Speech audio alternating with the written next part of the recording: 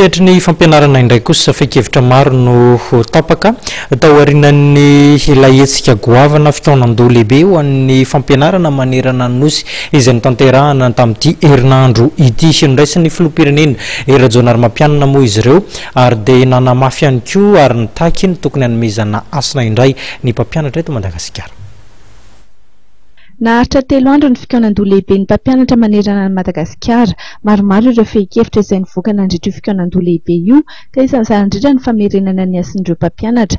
Nitondra ny fehi-keviny tamin'ny filohan'ny Repoblika araka izany ny mpampianatra ka androany no nionan'izy ireo tamin'ny filoha. Famanana izany dinam-pirenena ho an'ny fanabeazana izany dia fametrahana vato fantsika fototra amin'izay fanorenana ny firenena.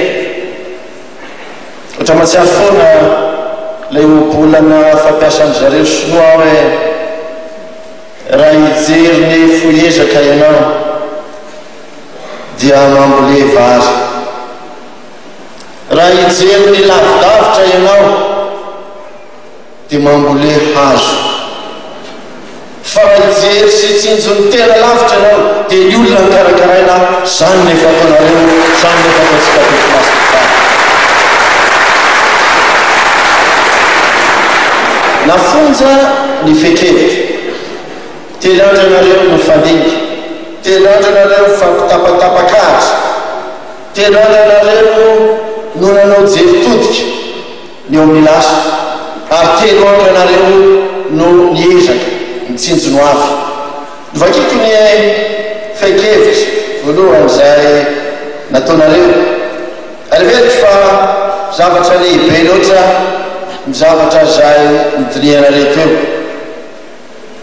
Jerenareo ny fanorenana fanabeazana mifanaraka amin'ny sotoavana. Nojerenareo ny fametrahana fanabeazana izay mifanaraka amin'ny filan'ny firenena, filan'ny fiarahamonina. Nojerenareo ny ametrahana fanabeazana izay mifanaraka amin'ny tontolon'ny asa, ary nojerenareo ny ametrahana fanabeazana izay mifanaraka amin'ny mahaolona ka ametrahana mahaolona ho iviny izany fanabeazana izany. Ireo solotenan'ny mpampianatra manerana amin'ny Madagasikara araka izany isan'ny tonga nanatrika ny fihaonana tamin'ny filoham-pirenena tetsy avoaloha androany. Efa misy hatrany niezaka hoe ny filoham-pirenena ny amin'ny fijerevana ny lafiny fanabeazana eto amintsika, ary mbola hodinihana hatrany izay fomba entina hanatsarana hatrany ny lafiny fanabeazana ka azon'ny fanabeazana sahaza azy ny ankizy malagasy rehetra, ary tsy hisy intsony ireo ankizy mahery ny 5 hetsy sy tafiditra an-tsekoly.